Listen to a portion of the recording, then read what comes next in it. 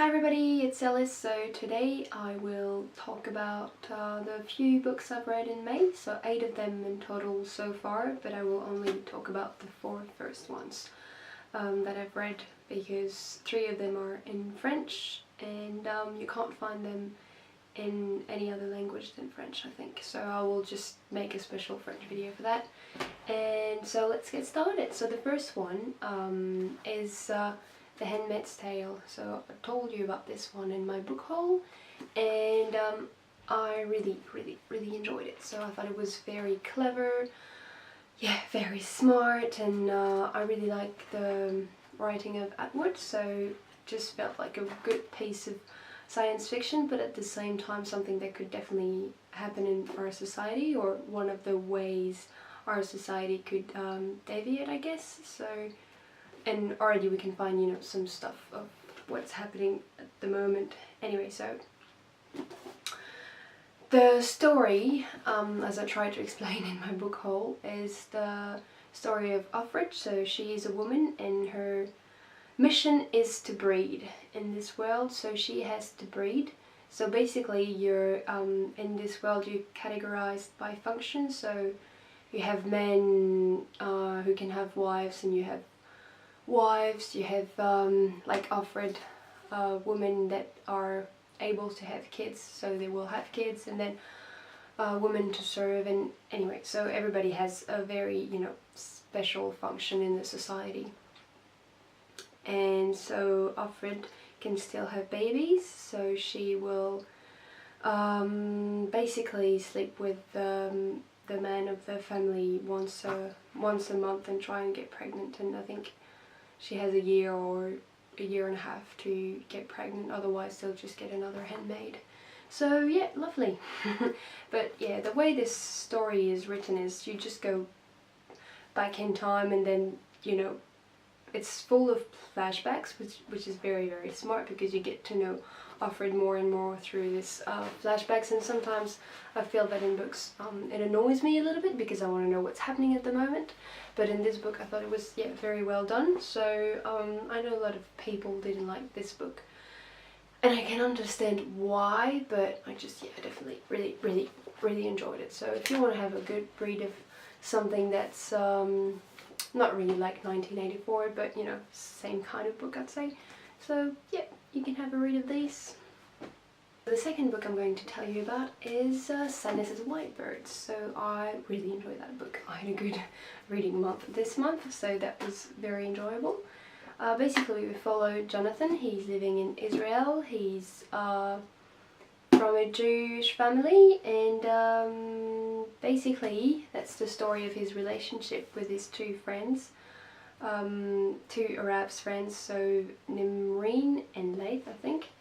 And so he's for, well, it's a bit more complicated than that, so I can't really say, you know, you're for Israel or you're for Palestine or whatever, but yeah, basically he believes in the righteousness of Israel, and then he becomes friend with these 2 young people, and it changes a little bit what he thinks, but at the same time he won't acknowledge it until something else happened in the book, I think.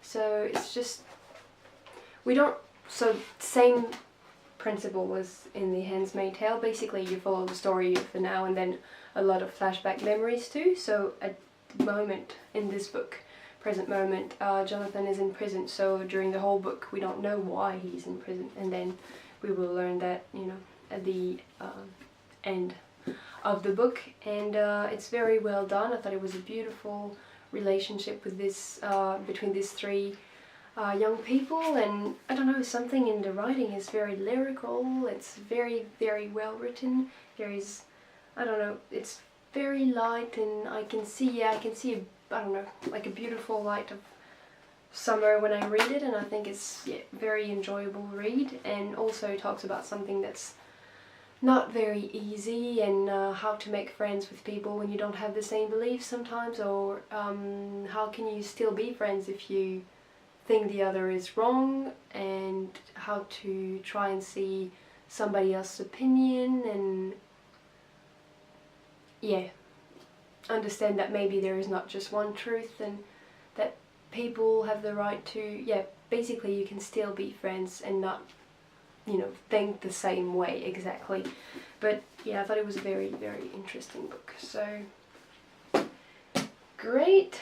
Then we have my favorite book of the month so far, and probably my favorite book of 2018 too. So, well, so far, I don't know, but I did not expect to love that book that much, so I'm really, really happy.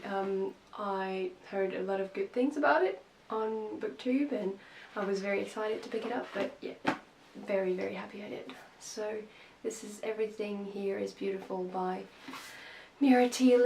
So this book was just, I don't know, just amazing. I took my time reading it. I could have read it in, I don't know, 2 days, but I just, you know, I don't know, when you feel that you are really going to love a book, you just, yeah, you just want to take your time and slowly read it and pause it and be like, oh, I want to read that for the next 2 weeks. But yeah, so what it's about, mental illness in a way, but not only.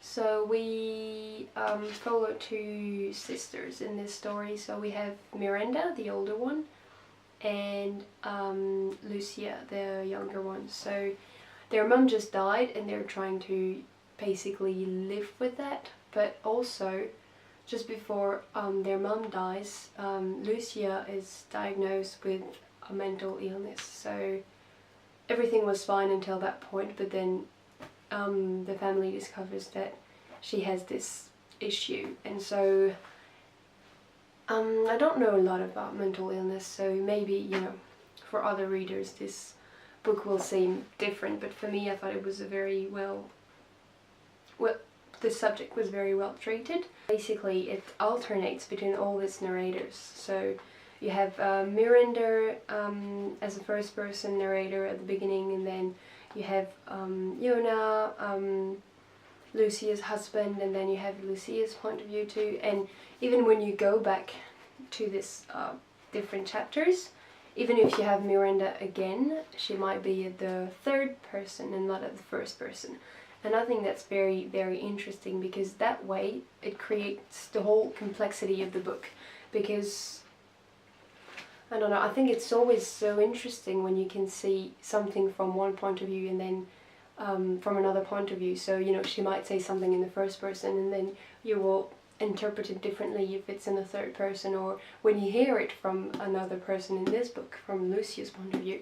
So I thought that was just beautiful, because basically these two sisters who were very, very close, it's going to well, be very, very hard for their relationship, I think, because Miranda wants to try and protect her little sister and say, take your medication, everything will be fine. And Lucia thinks, oh well, I don't need my medication, thank you very much.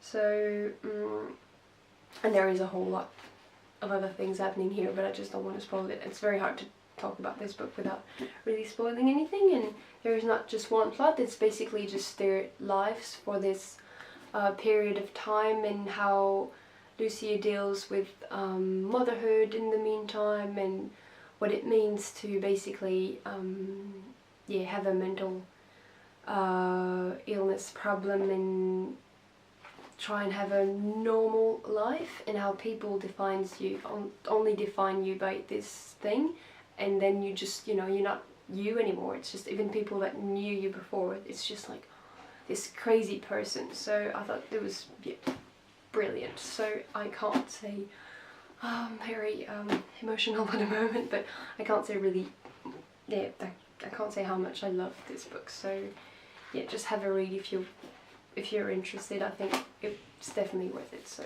here you go. And then the fourth book I read this month, and I thought I was going to love it, and I did not love it. I did enjoy, or at least the first part, but I just, yeah, it was, I don't know, I was expecting something else really, so I'm a bit disappointed. And even more now that about a week or a week and a half has passed since I read this book. So this is The Hazelwood by Melissa Halbert. Albert. Yep.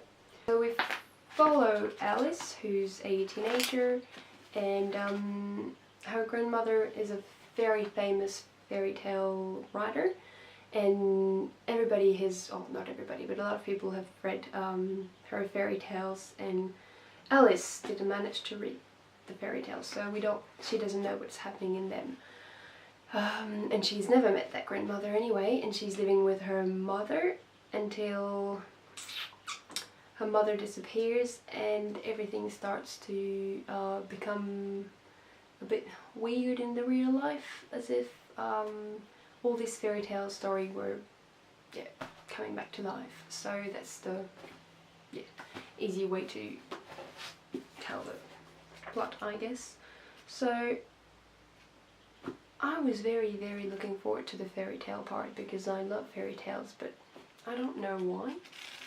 I just didn't really click with me. The first part of the book was nice enough, like I was really into it, so I was, you know, probably read it quite quickly. And then, I don't know, it just felt like, oh, I can't really explain things today, but I wish I understood more what was going on. Sometimes I think when you're reading fairy tale story, it's like all this stuff happening, but that's alright if it doesn't make any sense because it's a fairy tale, but sometimes it is not alright because you have to understand what's going on anyway, and you can't do whatever you want because sometimes it just doesn't work. So I found that way for me, and I just understood at the end that maybe it was going to be another book for this, or it's supposed to be a trilogy. I don't know, I don't really understand what the whole thing, but for me that's just, it doesn't need a trilogy because, I don't know, it doesn't need another book really because, I don't know, it doesn't feel like there is anything else to say, but it's very personal, so, and I know a lot of people really love that book too, so, but I know I'm not the only one who is also a bit disappointed by the second part of the book, so that's not just my thinking, but other people think the same way too. So I thought it was nice, but really not, I didn't love it, just put it that way. Like, it was nice enough to read.